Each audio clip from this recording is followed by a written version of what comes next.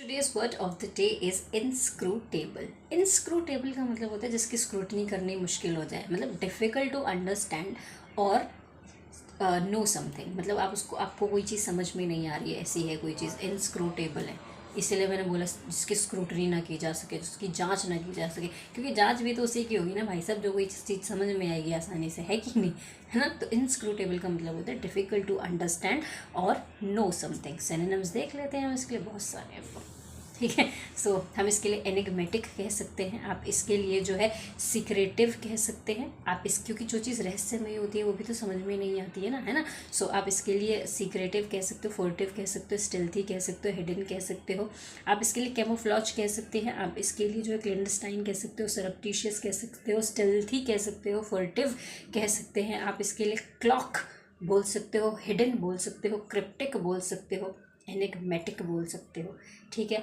अब एम्बिगुअस वाले सिनोनिम्स भी इसके साथ आएंगे। एम्बिगुअस बोल सकते हो, इक्विवोकल बोल सकते हो, ओपेक बोल सकते हो, नॉटी कह सकते हो।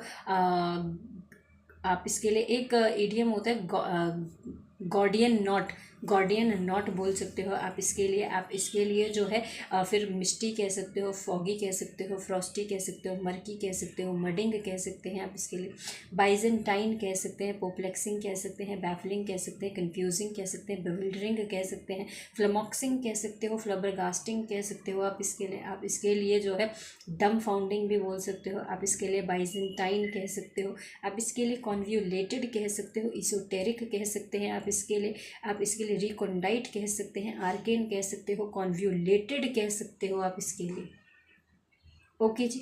और आप इसके लिए रिडलिंग भी बोल सकते हो, एक वर्ड रिडल का मतलब पहेली होता है, तो रिडलिंग कह सकते हो, आप उसको समझ नहीं पा रहे हो बेसिकली, ठीक है। नॉटी भी कह सकते हो, KNOTTY वाला नॉटी कह सकते हो आप इसके लिए, ओके जी। और अगर कोई रह गया हो तो कमेंट सेक्शन में प्लीज़ लिखिए, ठीक है। बाइजेंटाइन भी लिख सकते हो अगर मैंने नहीं बोला है तो।